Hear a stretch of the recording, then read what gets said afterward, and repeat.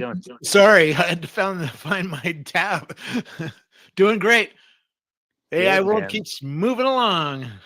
Nice. Welcome to AI Amateurs, episode 16. Chris, welcome. Oh, Chris is in the listener mode. Back to listener. Let's bring him up to speaker mode, and Angela as well. Hey, Robert. So you met. Can you tell us more about this event that you went to? So you Yeah, met at this event, Jensen. But what was the event, and where was it? it was at the Computer History Museum in Silicon Valley, and it was their annual Fellows celebration where they honor some OGs. They honored the three founders of Atari, or the three key people at Atari who started the video game industry. They honored a woman who worked at SRI Lab and really played a key role in the beginning of the internet. And then Jensen came up and he was honored and gave a speech, and it was pretty epic. Everybody in the audience was like an OG, like really high end people, and it was just an honor to be there. But I How met many like people in the audience? about 300, maybe 400, 300, 400, something like Okay. that. Yeah.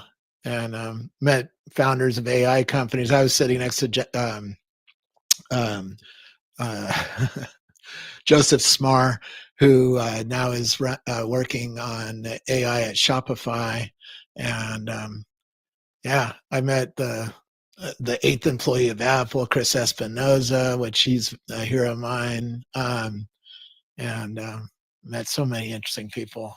Yeah, crypto pioneers and like. So you went to Jensen. You went up to Jensen, right? Yeah, he was just So hanging out after his speech. really, Yeah, and just talking to people and taking it's the pictures. first time you're meeting him. Yeah, yeah. It's the first How time was I've it? heard him speak personally too. So it was, it's. I posted a picture. I said, "This is like meeting God," because he. I mean, NVIDIA is just such a key company in the AI world, and yeah, it was a big honor just to be able to take a picture, say hi. Yeah, that's awesome. Did you ask him anything or say anything to him, or just a picture? No, because it just wasn't a good place to really get into a conversation with him. I did talk with one of his key executives for a while, who was one of the founders of Mellanox, which is the fiber interconnect company that NVIDIA bought, that interconnect all of the computers in the data centers. And he was showing me some of the latest data centers inside on his phone, and showing me how much fiber is inside one of those data centers. And it's like, wow, there's a lot of fiber in one of those data centers. Is that the you mentioned in a post of yours that that company that you just referenced, Mellanox, I think, or Yeah. something, is they're the main suppliers of fiber for data centers or for NVIDIA? For NVIDIA, they were the number one. They have the best interconnect technology to connect these computers together. Huh. And that NVIDIA bought them. I forget what they paid for them, $1 billion or something. And it's really a key piece of the puzzle for NVIDIA. I mean, obviously NVIDIA has a lot of key puzzle pieces put together at this point, but nobody else has it. And you want to move a lot of data around 100,000 computers in a data center. That's how they do it. And Elon bought one of these data centers, right? Colossus is using this fiber interconnect capability. And then VMware virtualizes the data center. Their software virtualizes it together. So, a researcher or somebody can talk to the whole data center as one big machine. Robert, so what was your key takeaway from the event? Several people say AI is the only game in Silicon Valley at this point, and it was clear that's true. Yeah. Were there any like off the side conversations, rumors kind of circling here, like especially AI wise? No, several people were asking me, what's the NVIDIA's financial report going to be like on Wednesday? I think it's Wednesday, right? Or is it Thursday? But it's this week. No, I didn't get any hints like that, but clearly Nvidia is not going anywhere. So, whether they have a weak report this quarter or not, I have no idea. Jensen joked around that he's trying to save the company. He was working on Saturday. He told the audience and was joking around that, I'm always in the mode of trying to stay in business. And it's a little, sort of funny at this point. But did he mention anything about the Blackwell chips overheating? Did he reference that at all? No, but this is always a common problem, and when running computers hot, I remember selling cameras to people who work at Apple, and back in '89, they were always complaining about heat. It's like, we can't make the Mac 2 run without burning up. The only reason why I mentioned that is because there was some reference to production delays, and I wonder if that was a seed toward maybe some not as wild earnings as expected. I don't know. Yeah, or just some not as well earnings, or having to slow down a little bit of deployment, right? And that would hurt their earnings or hurt their forward statements. So listening to the call this week will be very interesting, I think, and we'll see if Yaman makes some money short term on a short. Yeah. I actually I think people are kind of confusing my short position in Nvidia. First of all, it's extremely small. It's not a life-changing position. But secondly, it's not really a week. It's not a call on earnings, or it's not a call on week by week or month by month. I think the company is overvalued, and I think it's going to play itself out. I'm also a bear on the macro side as well. I think macroeconomics is kind of looking a little iffy. I don't think that's priced in the stocks. And if you want to short one company heading into a recession, let's say, it's got to be one of the high-flying ones. And I think Nvidia is. That's why I think Nvidia. So it's not really a call on earning. I didn't hear what Chris just mentioned, for example.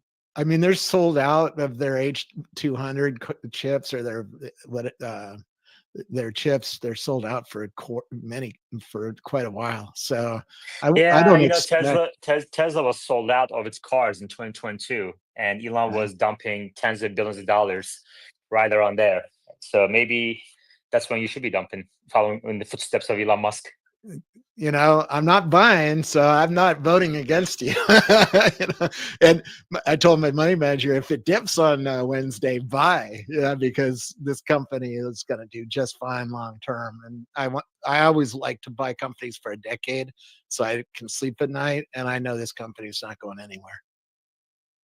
Yeah, I don't think anyone in their right mind is saying that the most valuable company in the markets today is going to go bankrupt or anything like that. I think the argument is just it's overvalued.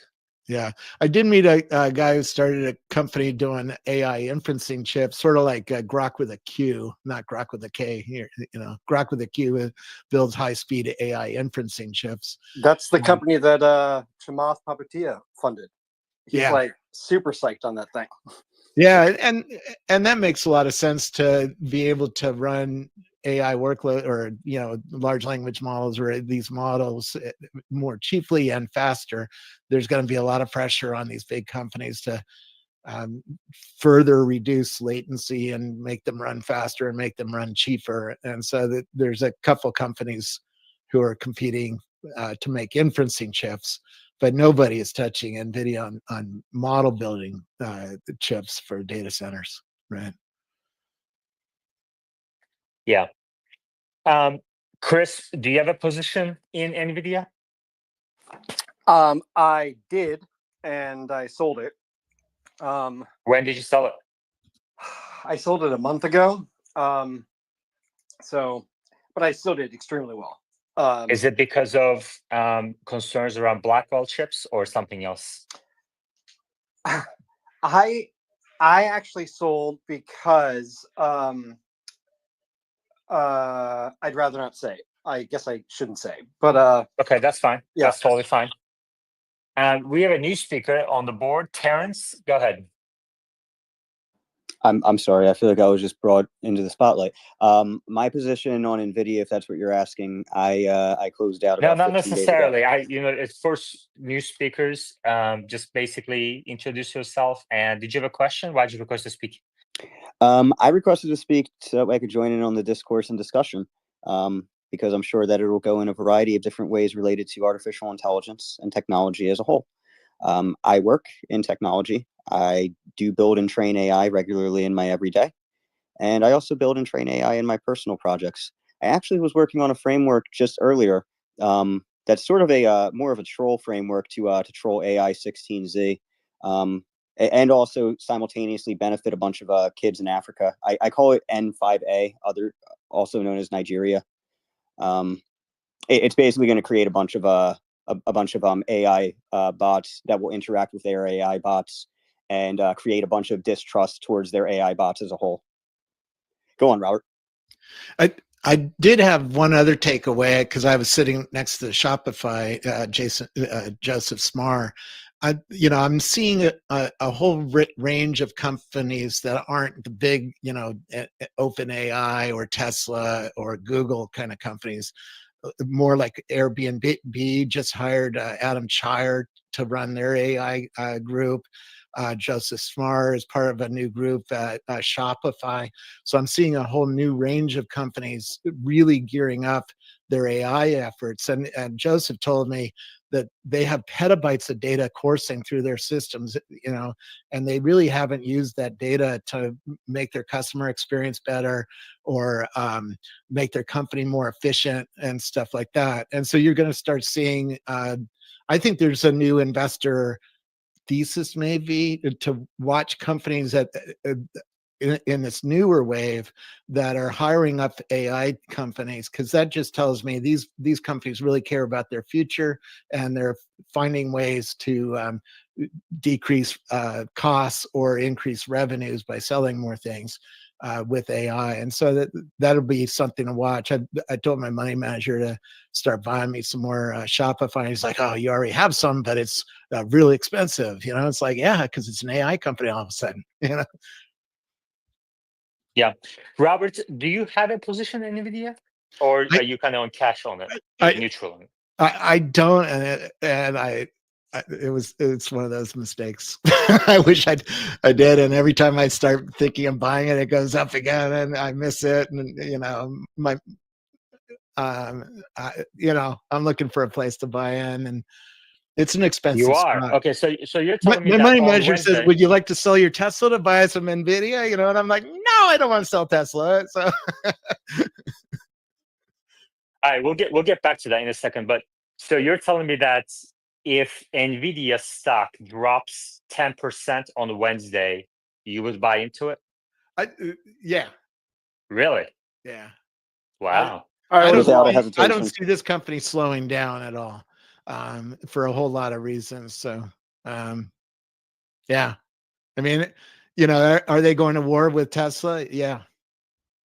A little bit on robots, on this Omniverse is their corporate strategy, which is a digital twin to rule them all. It runs autonomous cars, robots, virtual beings, augmented reality, holodecks, right? All will be run with their software. And so they have a long future ahead of them. That keynote, by the way, to everyone in here, that Jason Long gave, that was an extremely good kind of summarization. I think you posted it, Robert, didn't you? Like a short version of it, maybe? Of Jensen's talk, you mean? Yeah, exactly. Of Jensen's talk. I record on my iPhone. The Computer History Museum also recorded it, so I have to go look if there's a better version. But I thought it was a real interesting talk because it showed Jensen in a new light to me. He's just a really interesting dude to hear talk because he started out broke. He's an immigrant. His family moved him here when he was 9 years old, and he didn't have a lot of money. And he told the story of how he bought his first computer at Salvation Army because his family couldn't afford, like my dad bought an Apple II and spent a lot of money on it. he didn't have that benefit, and it's just interesting to hear somebody go from that to now running one of the most powerful companies in the world. Okay. Angela, you're awfully quiet there. How are you? How was your weekend? Yeah, thanks, Gavin. Hi, everyone. No, the weekend was great. Yeah, I'm feeling a little bit quiet. Yes, I kind of had a bold, aggressive call on Tesla. We can talk about it if you'd like. What was your bold, aggressive call on Tesla? Oh, are you saying you don't remember from last week? I called 400 for last week, right? I think. Oh, yeah. Yeah. Okay. Yeah. So, yeah. So I am feeling a little guilty about that. Like, Oh, that's yeah. okay. That's all right. Hey, it all happens. I mean, nobody knows the short term. I don't actually focus on short term too much. That's probably why I didn't remember even. But Chris, back to the Blackwell chips. So Nvidia stock falls 3% after report of fresh issue with Blackwell AI chips. Let me see when this article was written real quick. I think This it's was from November 18. Yeah, from today. Okay, interesting.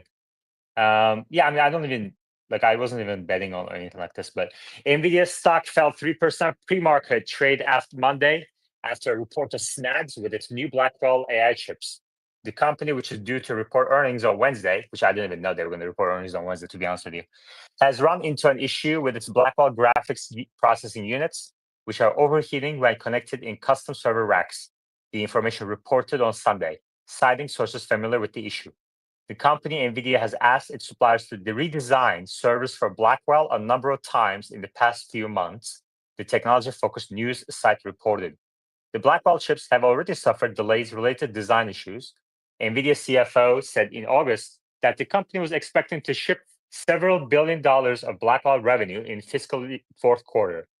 Press made the remarks, CFO, made the remarks as the company reported fiscal second quarter earnings.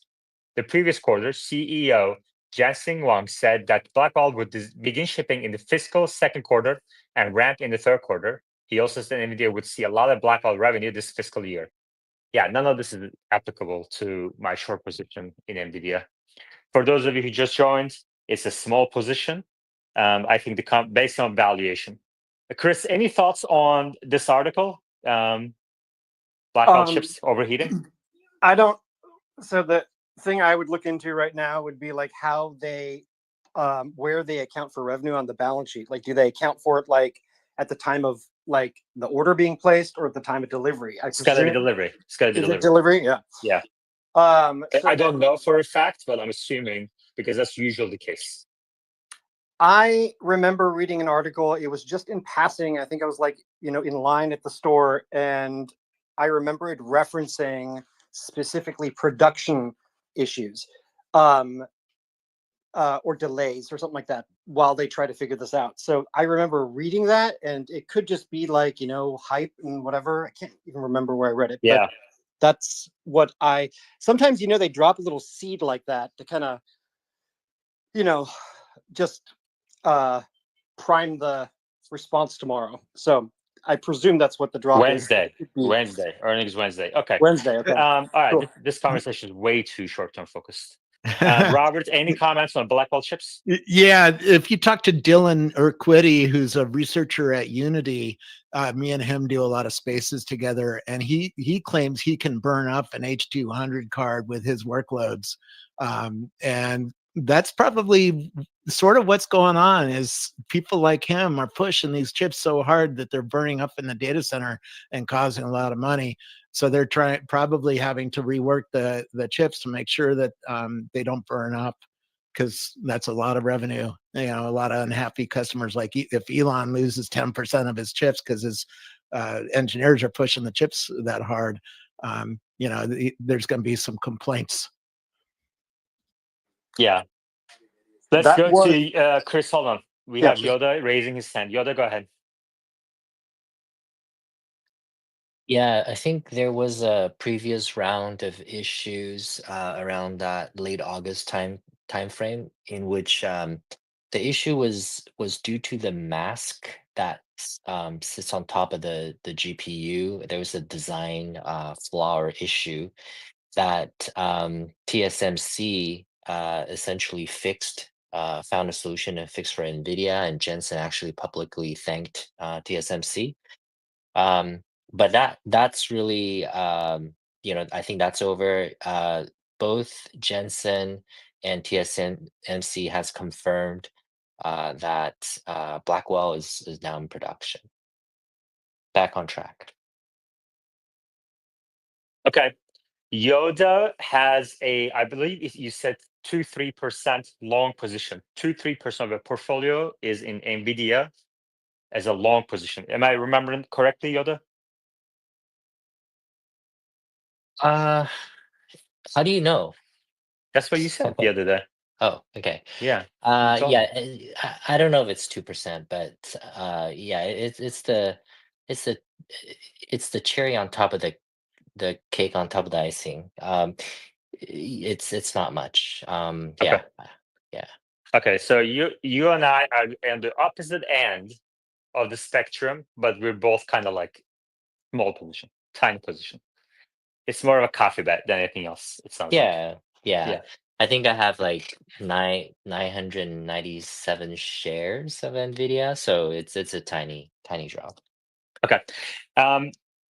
What do you expect for Wednesday? What do you hope to hear on Wednesday? What do you want to hear? I also remember that you have a position in TSMC and other AI stocks. We follow the sector very closely. What would you like to hear on Wednesday? Yeah, I think myself and probably what the industry wants to hear is a vote of confidence from Jensen on the 20th, um, which removes the concern that demand for NVIDIA GPUs are slowing, right? Because of, let's say, over capacity. So I think what you're gonna hear is basically from Jensen, and I will quote him ahead of the 20th. Demand for Blackwell is insane. Blackwell is in production. These are the two things that, if he goes ahead and says these things, will basically move NVIDIA up, move TSMC up, and our little darling SMCI up as well. But let's not get there. Let's not talk about that. Okay, we won't talk about SMCI. Crunch, thank you very much for your super chat, and to those of you who like the YouTube channel, who like the YouTube video to help us grow and subscribe to the channel, you can do so through the link at the top of our screens. Yoda, the problem with that management statement that demand is insane is twofold. One, what does that even mean? Okay. You can't put a numerical value on it. You can't model it. You can't kind of like look at it and fantasize about it, I guess, but it doesn't mean much. And then two, the demand for Tesla vehicles in 2022 was also insane. It was so insane. Let me just remind everybody. Demand for Tesla vehicles in late 2021, early 2022 was so insane that people were paying $80,000, $90,000 for a Model Y that is selling for 30, 40K today, new. And they were waiting 1 year, more than a year, for their vehicles. And they were tweeting at Elon every single day about how to get the vehicles faster. They were trying to work all their connections to get their vehicles faster. It was so insane. And by the way, I don't see that kind of demand for Blackwell chips right now, but maybe at the commercial level, I guess. But it was also insane. Demand for Tesla was so insane that Elon Musk was selling tens of billions of dollars of stock at the top. So I don't think demand being insane is indicative of anything. Didn't he buy Twitter at that time, though? Later on, Yoda, what do you think? Yeah, so let me maybe help just qualify, when these CEOs, whether it's Elon or Jensen, when they say this, like, what do they mean? I think, fundamentally, Yeah, we Yoda, one can. second. Chris, I warned you a million times. You have to raise your hand. you have to raise your hand and wait like anybody else. If you do this one more time, you won't be a speaker again in AI Amateurs or any of my spaces. Do you understand? Okay, dude. I thought AI Amateurs was open, but I haven't been in here for a while. Yoda, go ahead. Yeah, I think when these CEOs say, the demand is insane, it just means, at a minimum that the demand is far exceeding what they can supply, what they can produce. And so in this case with chips, it's about capacity, specifically TSMC's capacity for producing Blackwell chips. And so what Jensen is basically referring to is that the back order, the order log is just so long, that um, they have no problem How selling long? How Blackwell. long? Yeah, so I think whether you want to say it's 1 year, 2 year, uh, it's I'm not sure if that's the right question because NVIDIA is now on an annual basis um, launching new platforms. So Blackwell being next year. Following that, it's Ruben, I believe, and then there'll be other platforms after that. And why the demand will continue is because the backwards compatibility. And so, for example, the hyperscalers are going to buy as much of Blackwell as capacity allows. Um, and what they're going to do is deploy that on training of their foundational models. And then they'll use, I guess, the quote unquote older, let's say the last generation infrastructure to carry out inference. If I may, what's happening is that there's kind of two broad use cases going on. So when you and I, whether it's go on YouTube or what have you, these recommended videos that you and I see, that's different for everyone. On the back end, there's an AI recommendation engine, right? That's um, make so when these recommendations are made, what's happening is that the data center is using these GPUs to inference to make these recommendations. That is just the market for the current infrastructure in which NVIDIA's technology will be replacing from CPUs to GPUs, from non-accelerated to accelerated. However, and there's $1 trillion of upgrades there. However, what you'll hear Jensen say is that simultaneously there's a second thing happening, which is generative AI.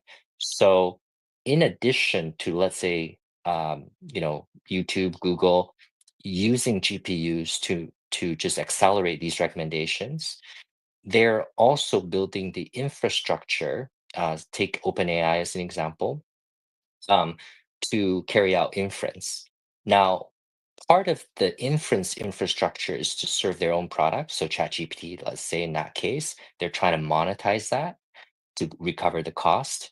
But part of that is for developers. So when developers like myself uses the API to create products, applications, we are paying, OpenAI, and that ROI, according to NVIDIA, of course they're jaded, they're the seller, is around 5 to 1.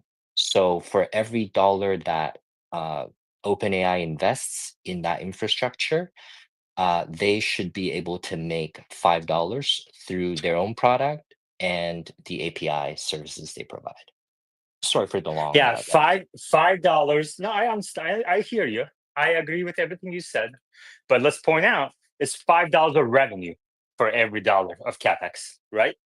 It's not profit, which is like one of those statements Correct. that the CEO and other CEOs make. That means absolutely nothing. On the face of it, it means absolutely nothing. Zero for valuation purposes. That you can invest $1 capex and make $5 of revenue, but your profit margin is zero. But they leave that part out and they say the first part. These CEOs will say anything, okay? And it's, I think, up to the investor. Like, you can't hate the player. This is the game.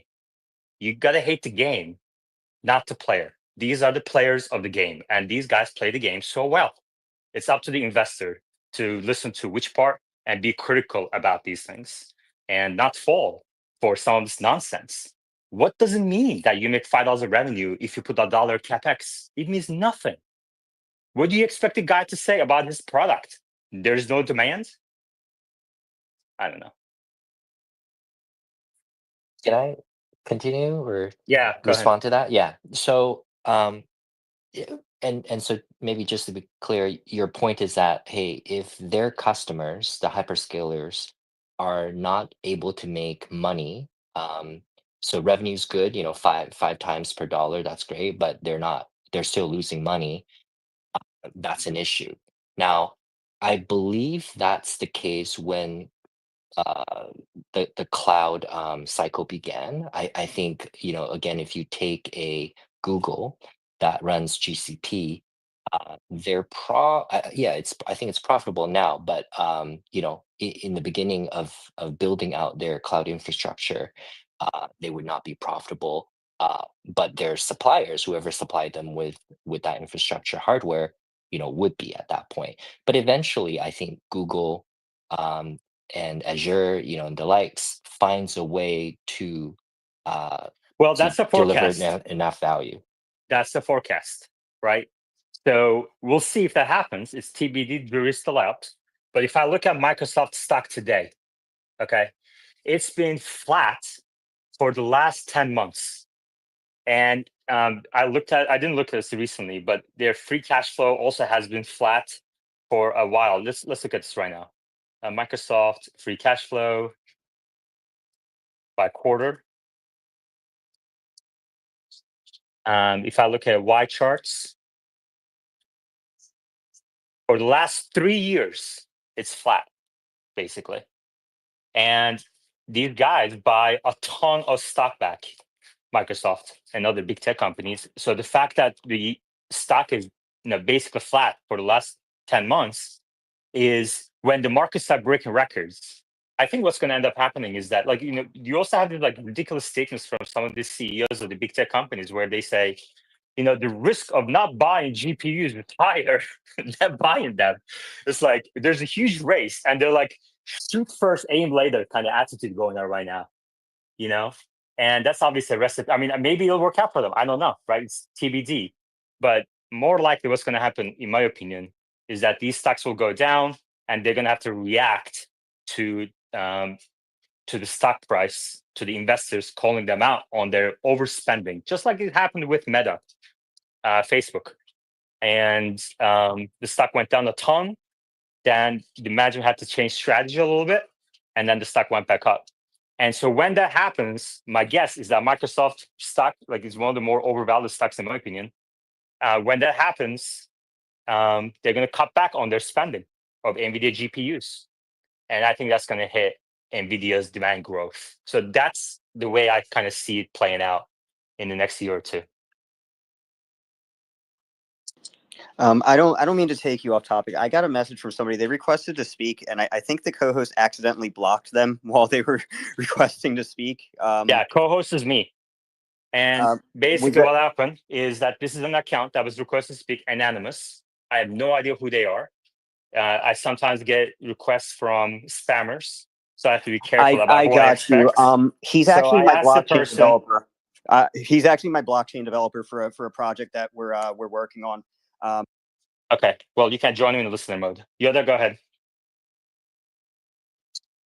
Yeah, and maybe just to share a angle or insight from the developers end, and maybe why these hyperscalers would keep buying NVIDIA GPUs and upgrading to the latest, is that for developer, the quality of the response, the speed, is really down to the seconds, right? And so as a developer, we would build we would build the application so that we are agnostic to the LLM foundational model, and that we can easily swap between OpenAI, Grok, Mistral, Llama, you name it. And when we are testing the performance, we're switching between them, and we are testing for the quality and speed of the response. And we're happily to switch our production, let's say chatbot, to use any one of them. And so, uh, there's a huge risk, if one of the hyperscalers says, we're going to step off the gas, and not, get the latest tech or latest infrastructure to train a better model, they kind of risk, losing it and getting out of the rat race, so to speak. Okay, thank you, Angela. Yeah, I'm just curious about the breakdown of the purchasers of the GPUs for NVIDIA right now, right? So we can probably only imagine they're the Magnificent Seven, right? So what if that Magnificent Seven was able to expand based on lower interest rates, based on lower regulation? What if that expanded to a Magnificent Seven? Or I mean 20, like, wouldn't that create like a really dynamic, beautiful growth for NVIDIA? I'm just curious. Like, we, Robert's question for you: does Jensen call his company NVIDIA or NVIDIA? NVIDIA. Then why are people calling this company NVIDIA? He literally founded the company. did I say NVIDIA? NVIDIA. Like, it always starts with an N in stocks, right? Like NVIDIA. Okay, thank you, Yaman. Okay, I got you. And then I there are got you. people who call Tesla. I'm like, the guy who founded the company I hate calls that it too. I Tesla. know. Tesla. All right. Yoda, do you want to answer Angela's question? Yeah, Angela, the client list runs long, but generally speaking, you have like these cloud service providers, whether it's AWS, Azure, GCP from Google, and then there's sort of some international China-based players, which is sort of in question right now, like from Alibaba and Baidu. Um, but yeah, those are just the household names. Then you have startups, which sometimes are acquired by these large service providers. So obviously, OpenAI, Databricks, etc. And then you have very specific, enterprises. Tesla, BMW, Toyota, buying for certain applications like autonomous driving, and then down to enterprises, Boeing, Volkswagen, GE, they'll buy it for industrial use cases, for like, certain like factory or, ERP applications to accelerate those workloads. Angela, do you have a position in NVIDIA? Oh yes. Yeah. Very large position. Yeah. What percent of your portfolio is in NVIDIA stock? My number 2 holding. Yeah, for a long time. Okay. Yep. And what do you expect for Wednesday when they announce earnings? I'm nervous about it. I think that the expectations are going to be so high, but I will never go against Jansen. So I think the world of that guy, just like Elon. So Okay. So, but selling your stock isn't necessarily going against them. So you're saying you would never short it, but would you sell your stock? What would it take for you to sell your NVIDIA shares? okay. So NVIDIA's, I was going to kind of bring this up earlier. Obviously, it's a very cyclical space. So you've got to have thick skin, and you've got to have, you've got to be willing to take on risk. And I've been more than willing to do that.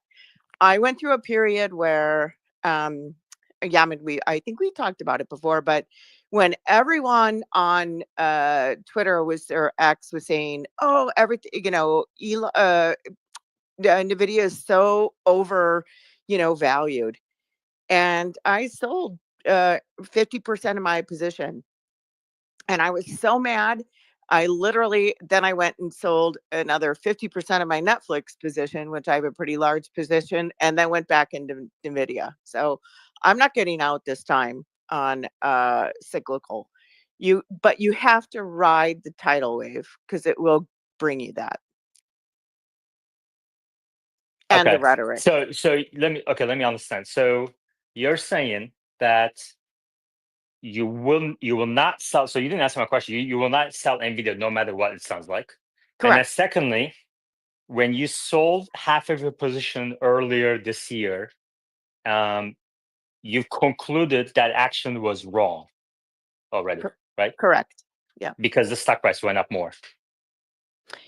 Correct. Yeah. Yeah. I Okay. mean, I sold it 225, right? I was like, oh, everybody was swarming me saying, oh, it's overvalued. I don't know what you're doing. And I really learned to listen to my heart and my own intuition.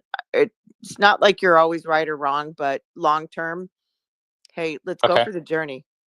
We have True to a T, a great supporter of the space, asking Angela a question. If it dips, so earlier Robert said that he didn't buy into Nvidia. He believes that he made a mistake and he's looking to enter. And asked Robert if the stock drops 10% after earnings on Wednesday, would he buy? And he said, I believe you said yes, Robert, right? Yep. Yeah. And Angela, would you add to your position? True to a T is asking if you would add to your position.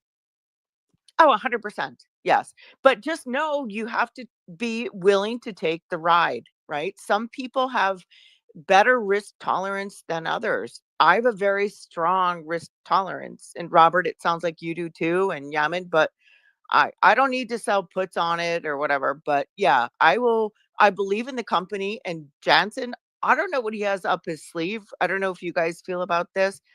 I think it's bigger than a chip company. Way bigger. Okay. Brandon Labianco says, I think it's going to drop below 170 to 80 is his guess. And we'll see. Everybody has obviously has a forecast, which I understand. I mean, it's a very volatile stock. So, but the fact, like sometimes it's better to focus on the facts in situations like these when there's a lot of opinions, a lot of passion on both sides. Although in Nvidia's case, I don't know of a single person who has a short position in Nvidia. Do you guys know anybody? Robert, Yoda, Angela? I don't. Yoda doesn't either. Angela? No, we talked about it on a space earlier today. If we look at the order flow, it's not to the negative at all. Yeah, that's really interesting, isn't it? Because this is a company that went up, I believe, 15 times in less than 2 years. So I don't know if there's another example where a company goes up by so much. There's no short. I mean, essentially no short. I think it's like 1%. And there's some hedge funds out there that those are short hedge funds, and they're gonna have to invest their money, like limited partner money somewhere. So it's very typical, but it's less than pretty much every other stock I know, at that market cap. Yoda? Yeah, Angela, I think the only risk I see heading into the 20th is just on their gross margin. And so I'm not sure if you followed, but essentially, if you think Nvidia has the market cornered, well, TSMC has the market really cornered.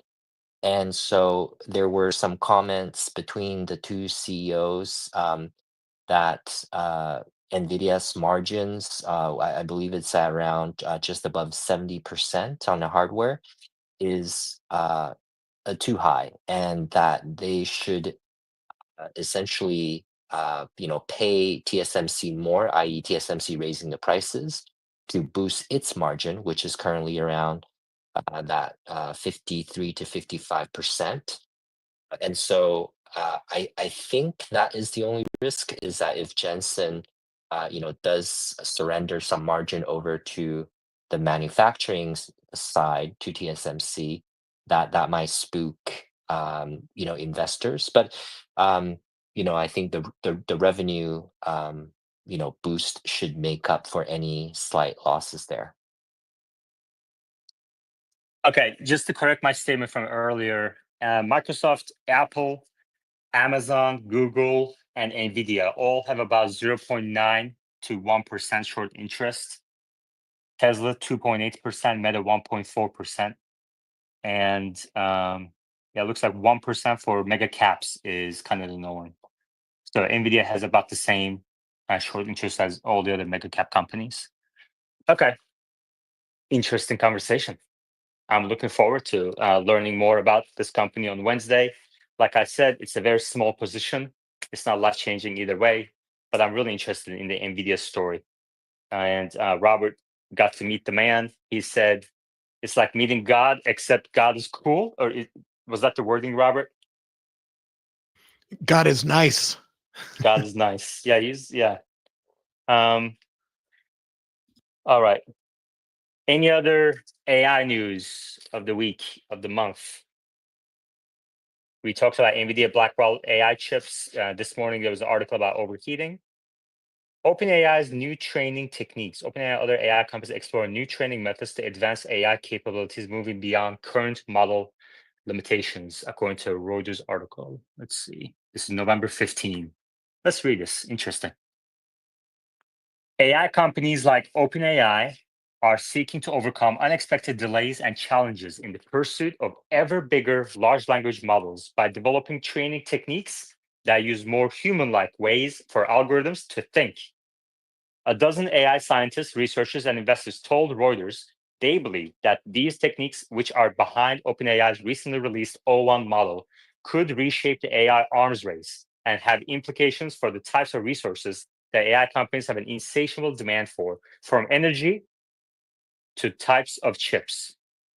OpenAI declined to comment for the story. After the release of the viral ChatGPT chatbot 2 years ago, technology companies whose valuations have benefited greatly from the AI boom have publicly maintained that scaling up current models through adding more data and computing power will consistently lead to improved AI models. But now, some of the most prominent AI scientists are speaking out on the limitations of this bigger is better philosophy.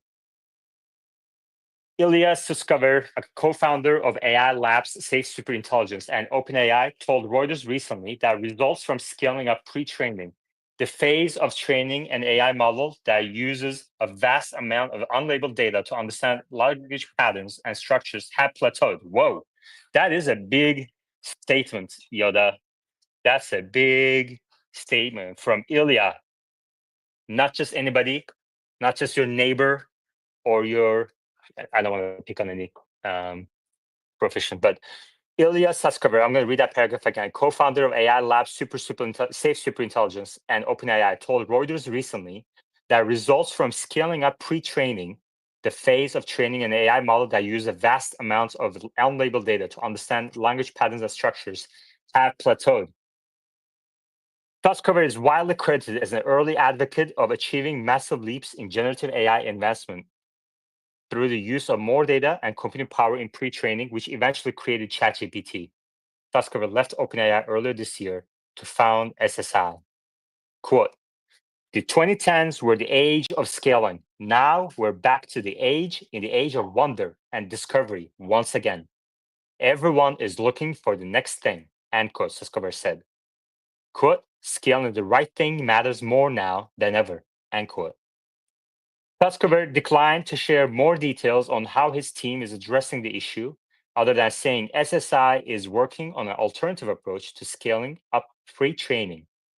Behind the scenes, researchers at major AI labs have been running into delays and disappointing outcomes in the race to release large language model that outperforms OpenAI ChatGPT GPT-4 model, which is nearly 2 years old, according to 3 sources familiar with private matters. The so-called, let's take a pause here. This is about halfway in the article. Yoda, what do you think of, or Robert, what do you guys think of Sutskever's comment? Yeah. So, not to get back to Jensen as well, but he definitely talks about that ChatGPT and the likes as we know it was really about first training this model, and then as the prompt comes in, it's a one and done process of generating the response. And I think to this article, what it's saying is that that sort of one and done method is reaching plateau. So what Jensen will say to that is that really the new approach is centered around reasoning, which is not unlike what maybe how you and I, tackle problems. So we first start with identifying and understanding what the prompt is, what the problem is. We sort of gather information. This is maybe similar to web search back in the day. We then sort of read those Google search results under analysis. And then in our minds, we typically form some sort of hypothesis. Could the answer be this or that? A, B, C. And then we might do that mentally in our brain to test the likelihood of those hypotheses. And then even when we reach the likely answer, we might reflect upon it. So we might say, is that do we need to make any adjustments before making any conclusions by reflecting upon the answer? And then we kind of get to the final decision. So all that's happening in our brains, of course. And so I think where AI inference is going is with GPT's 1.0 as an example is this idea of reasoning, going through all these steps, taking a little bit longer, but hopefully with a better outcome, better answers. All right, Robert, what do you think about Ilya's comment with I just posted at the top of our screens? Results from scaling up pre-training, the phase of training AI model that uses vast amount of unlabeled data to understand language patterns and structures have plateaued.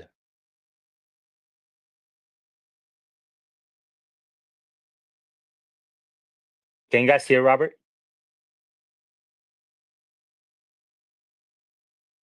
All right, I can't hear him either. Robert, I'm gonna move you down, bring you back up. Omar's here too. Let's see what he has to say on Ilya's comment.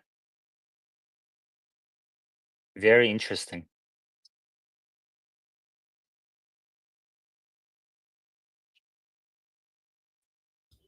Can you hear me now?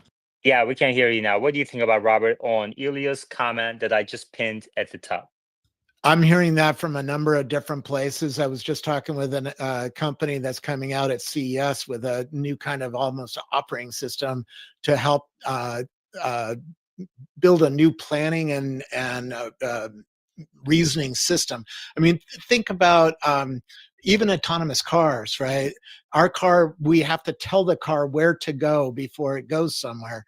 Well, soon, if you're in a completely driverless system, the cars themselves have to decide where to go to pick up to be ready for the customers. Like it needs to read the internet, figure out there's a football game letting out in an hour, and move a bunch of cars toward the football game to pick up vehicles. And so we need a new kind of AI that goes further than what the LLM's architecture can do. And we'll see movement on that. But yeah, Ilya's right. He knows what's going on.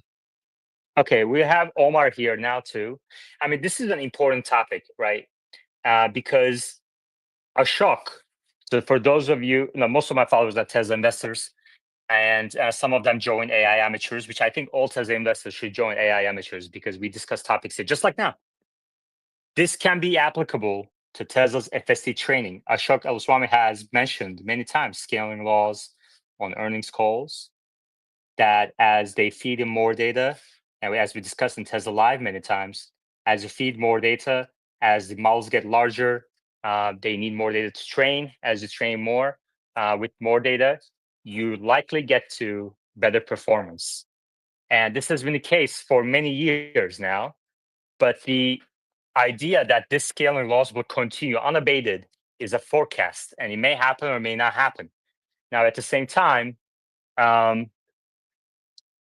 OpenAI's Sam Altman tweeted recently, I think it was a couple of days ago, there is no limit, which people interpreted as, or at least I saw at least one person interpreted as there's no limit to scaling laws. So now Ilya is coming out with the above comment. Let's see what Omar has to say. Omar, what do you think about this comment? Hey, yeah, this has been a big debate across the industry. Essentially, has this approach reached the end, or is there more to it? So, one of the things that I think has made scaling more challenging for LLMs is it's difficult to materially improve the training set. You can make these models larger and scale them and probably get some better performance, but you need to also scale up the data alongside the model. So when you're already putting in everything everybody's ever written since like 1700, you got the whole internet in there. It's difficult to double or triple that data set. You really need novel new data sources that aren't really in the training set. Secondly, new model architectures are needed. You see what OpenAI is doing with O1, for example. It's not just scaling up the LLM and saying, okay, we're just going to train an even bigger model, but it's saying, well, what if we just sort of let it think for longer? What if we let it run for longer and sort of come up with an answer?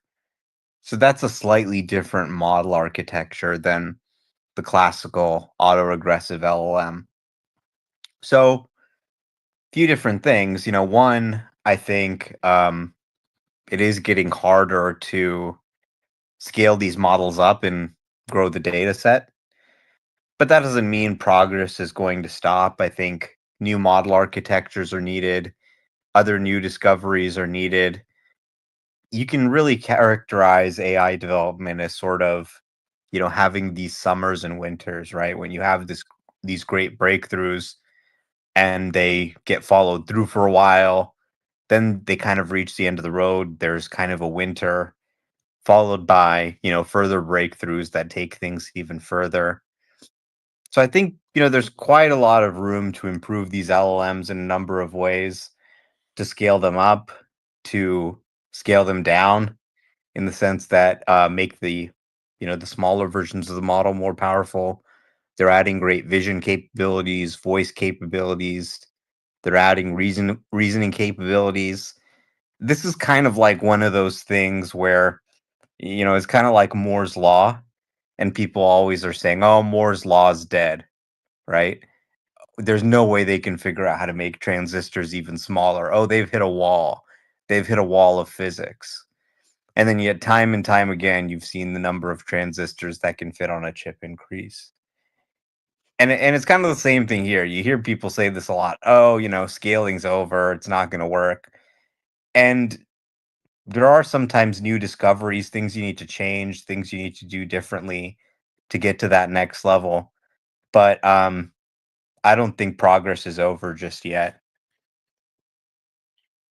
I understand, but this time it's Ilya saying it, not just anybody, not just some Wall Street analyst, not just some low-level developer. This is one of the people who are well respected in the community. But you're saying that the scaling laws will continue to benefit at a very rapid rate. Okay, let's continue with this article. So this is a Reuters article that I read half of it. Let's continue with the other half of it. Okay. The so-called training runs for large models can cost tens of millions of dollars by simultaneously running hundreds of chips. They are more likely to have hardware-induced failure, given how complicated the system is. Researchers may not know the eventual performance of the models until the end of the run, which can take months. Another problem is large language models gobble up huge amounts of data, and AI models have exhausted all the easily accessible data in the world. Power shortages have also hindered the training runs, as the process requires vast amounts of energy. To overcome these challenges, researchers are exploring test time compute, a technique that enhances existing AI models during the so-called inference phase, or when the model is being used. For example, instead of immediately choosing a single answer, a model could generate and evaluate multiple possibilities in real time, ultimately choosing the best path forward. This method allows models to dedicate more processing power to challenging tasks like math or coding problems or complex operations that demand human-like reasoning and decision-making. Quote, it turned out that having a bot think for just 20 seconds in a hand of poker got the same boosting performance as scaling up the model by 100,000 times and training it for 100,000 times longer, said Noam Brown, a researcher at OpenAI who worked on O1 at TED AI conference in San Francisco last month. That's amazing. I'm going to read that paragraph again.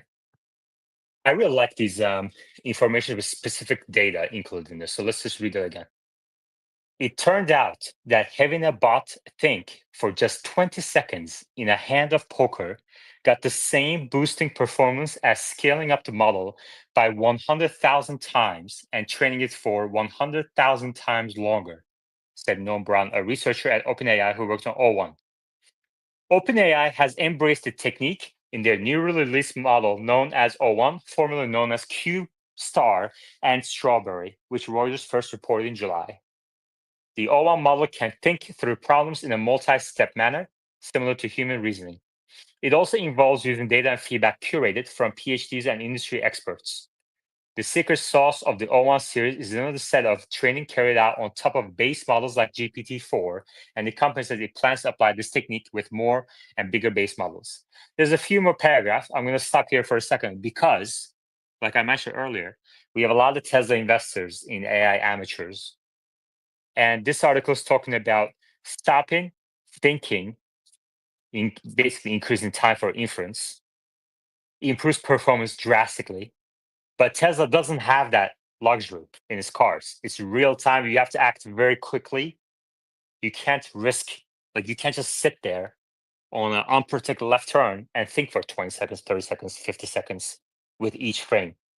So, Omar, is this a technique that will not benefit Tesla? Well, if you've got a compute chip that's, let's say, 10 times more powerful, like, for example, AI5, you can essentially think for 10 times longer, and the human time is the same. So chips keep getting faster and faster. I think this is a technique they can leverage to some extent. I think certainly in their offline processes, offline they have models that are too big to run in the car that may take 30 seconds to respond to something that needs to run instantaneously, but it actually feeds into the training set for the model that actually runs in the car. So I think there are some things to learn here. I think there are different model approaches you can take. But, at the same time, when we're talking about like a Reuters article, interviewing Ilya, you have to obviously, it's a little bit of a game of telephone. I'm sure if you sort of talk to Ilya, he'd have a lot more nuanced comments to make here. It also needs to be understood in the context of Ilya leaving OpenAI and really leaving one of the major superscalers. So, if you thought that scaling up was going to be the primary way to drive improvements, you probably would have stayed at OpenAI, where you can continue to just build bigger and bigger clusters. I'm guessing Ilya isn't telling his investors at SSI, hey, guess what, guys? Thanks for giving us $1 billion. Progress in the industry's plateaued. We got nothing. Okay, it's over. He has a vision for what to do next in AI. And it may not be scaling, right? You don't just, do the same thing over and over again. There may be other interesting techniques. He's a brilliant guy.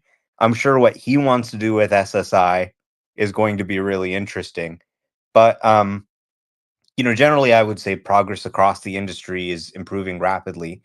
Recently, I've been very impressed by the Alibaba Qwen models. This is an open weights model you can download. Alibaba Qwen, 2.5 billion parameters. They've now updated it. It has a 1 million token context window, and you can run it locally on your own computer, and it supports vision.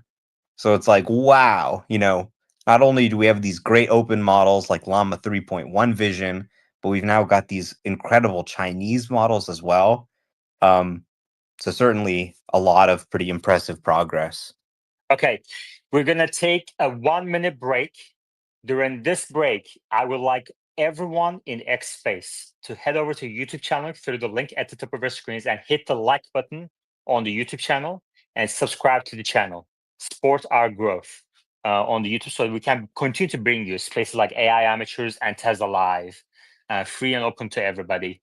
And in the meantime, I'm going to read a quick thank you to our sponsors. AI Amateurs is proudly sponsored by Paymore, your trusted destination for buying, selling, trading, and recycling electronics. Looking to upgrade your tech? Want to turn your old devices into cash? With over 100 stores nationwide, Paymore makes it easy and secure.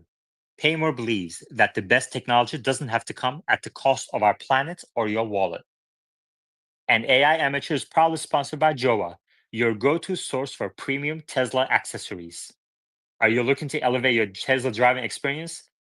Look no further than Joa. They offer a wide range of high-quality accessories designed specifically for Tesla owners who demand the best. Use promo code TSLA Live at checkout to receive a special discount on your next purchase. Thank you, Joa, and thank you, Paymore, for supporting AI Amateurs and our community. All right. There's 4 more small paragraphs on this article, and it actually leads into what I want to ask next, Omar. So, at the same time, researchers at other top AI labs from Anthropic, xAI, and Google DeepMind have also been working to develop their own versions of the technique, according to 5 people familiar with the efforts. Quote, "We see a lot of low-hanging fruit that we can go pluck to make these models better very quickly," end quote, said Kevin Weil, Chief Product Officer at OpenAI at a tech conference in October. By the time people do catch up, we're going to try and be 3 more steps ahead. Google and xAI did not respond to requests for comment, and Anthropic had no immediate comment. The implications could alter the competitive landscape for AI hardware, which is what we've been discussing in this space in the first hour, thus far dominated by insatiable demand for NVIDIA's AI chips. Ringing Yoda's ears here. Prominent venture capital investors from Sequoia to Andreessen Horowitz, who have poured billions to fund expensive development of AI models at multiple AI labs, including OpenAI and xAI, are taking notice of the transition and weighing the impact on their expensive bets. Quote, "This shift will move us from a world of massive pre-training clusters toward inference clouds, which are distributed cloud-based servers for inference," end quote. Sonia Huang, a partner at Sequoia Capital, told Reuters. Demand for NVIDIA's AI chips, which are the most cutting edge, has fueled its rise to becoming the world's most valuable company, surpassing Apple in October. Unlike training chips, where NVIDIA dominates, the chip giant could face more competition in the inference market. Asked about the possible impact on demand for its products, NVIDIA pointed to recent company presentations on the importance of the technique behind the O1 model. Its CEO, Jensen Huang, has talked about increasing demand for using its chips for inference. Quote, "We've now discovered a second scaling law, and this is the scaling law at a time of inference. All of these factors have led to the demand for Blackwell being incredibly high," end quote, Huang said last month at a conference in India, referring to the company's latest AI chip. Omar, what do you think Ilya's comment means for NVIDIA's training chips? Do you think NVIDIA will be able to leverage its expertise on the inference side? And if you could also please explain the sentence, just this shift will move us from a world of massive pre-training clusters toward inference clouds. Yeah, well, I think obviously NVIDIA's chips can be used for inference or training. Now, if there is a wall that we hit with pre-training, if it no longer makes sense to scale up and build bigger and bigger clusters, then you're going to see NVIDIA's growth slow, right? People are building these massive clusters because they believe that it'll allow them to train a model that beats everyone else. If it doesn't, then, well, Why build a bigger multi-billion-dollar cluster if there's some other way?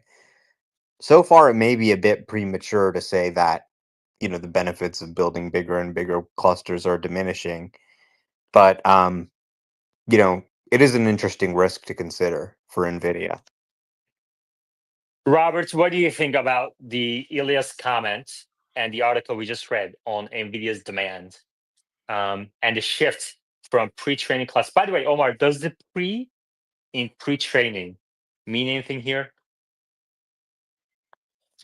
Training a LLM is broken into two steps: pre-training and training.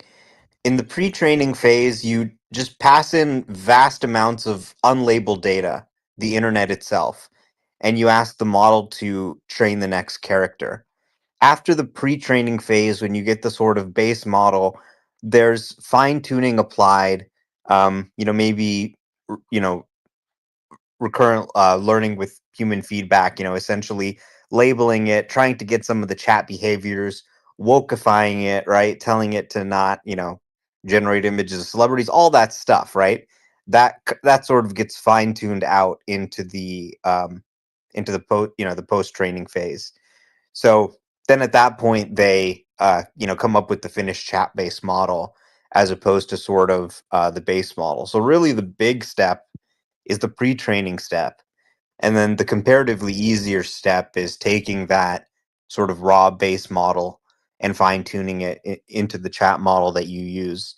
And if you actually download Llama 3.1, which is an open model for Meta, and actually most of these open weights models, they'll give you the fine-tuned model, but they'll also give you the base model. So people have, and you can access this online, like a version of Llama 3.1 that just is completely uncensored. And you can ask it to do horrible things and it'll just do it. So yeah, the pre-training is really step one. And then there's the sort of step two, which makes it into a chat model that we know and use. The sort of raw model is just going to sort of finish the sentence without acting like a chat. Okay, Robert. If you assume everything is going to freeze right now, that we're done, maybe that all makes sense. But I started the show by talking about Shopify, and they have petabytes of data that they haven't even started putting into AI, and they're not alone. Literally every business in the world has not converted to running their factories or their retail stores with AI. So there's a whole bunch of data that's going to continue coming into the system. That's one way to look at it. The other way to look at it is even if we were frozen, even if everything's done, it's not done. Perplexity today just turned on a new shopping service because ChatGPT, I've bought a lot of things with ChatGPT, from tires from my Tesla to clothes to lights, and it's not hooked up. The AI, the user experience, the user interface has not been hooked up. Grok hasn't been hooked up to my social graph yet. I can't unfollow anybody by talking to Grok. There's a whole lot of things to do that have nothing to do with model quality in this AI world, and they all require getting more NVIDIA cards to build new kinds of models to do new kinds of things. All right, thank you, Robert. Interesting. Okay, so Robert says demand for NVIDIA chips will continue at a rapid pace. All right, let's kind of close it out, Omar. With unless if you have is there anything else we want to talk about? Well, the biggest news in AI of the day, of course, Kim Kardashian is hanging out with Optimus. Optimus may be filming a sex tape with Ray J as we speak. Yes, I saw that. I mean, I guess she also got into the cybercab. What do you think this is about? I don't know. I mean, I guess she just said, "Hey, that thing was pretty cool at the event. Bring it over to my house." And they're like, "Okay, sure. You have 400 million followers." Yeah, yeah, it's amazing. I mean, it looks pretty good. That video that she posted looks really, really good. Um, okay, Omar. So we have Nvidia announcing report earnings on Wednesday. You're an Nvidia investor. and it's a pretty large position for you, if I remember correctly. Yeah, now my Uh, second largest position. Yep, second largest position. What do you hope to hear on Wednesday? Um, well, I hope to hear that really Blackwell is in production. It's in full swing. We've got tons of Blackwells ready, and everybody's ordering a ton of them. So all the usual customers, they're placing bigger orders than ever for Blackwell. We did see Michael Dell tweet about the first GB200 racks. So that's their Grace CPU along with the new Blackwell GPU.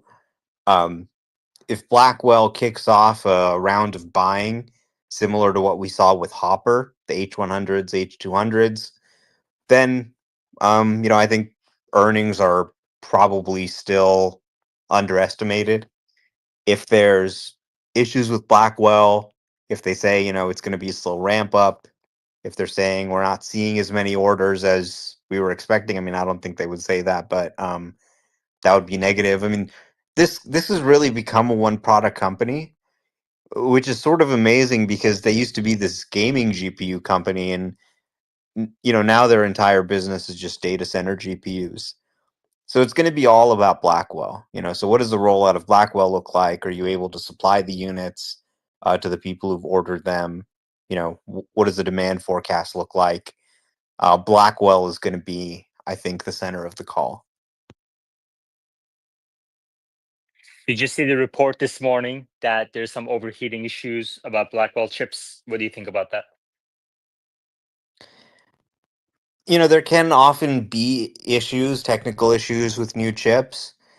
It's common. We've seen different issues before. The Blackwell is now liquid cooled, as opposed to the H100s, which supported liquid cooling but didn't include it. For the Blackwell, you have to liquid cool it. So there's significantly more infrastructure there. You actually need to pump liquid out across the data center. So that could be a challenge for some CSPs and other customers. Sometimes, there's technical issues with a new chip that need to be worked out. Sometimes that can delay things. Your customers say, okay, let's maybe delay the build out until maybe some of these issues are fixed in hardware or software. No launch is ever hiccup free in tech. So yeah, these are the kinds of risks that could maybe push out some of these orders. But as a long-term investor, I view it as a relatively minor risk because, let's say even there's a bad disaster that pushes it out a quarter or two.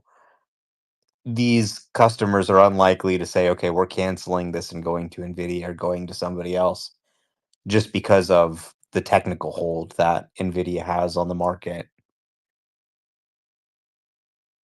Okay. Any other thoughts, Robert? CES next year is something to really watch and is going to be a driver of more NVIDIA purchasing.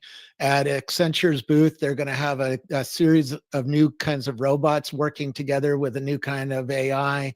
I'm seeing a range of augmented reality or AI-driven glasses coming that are going to be announced at CES.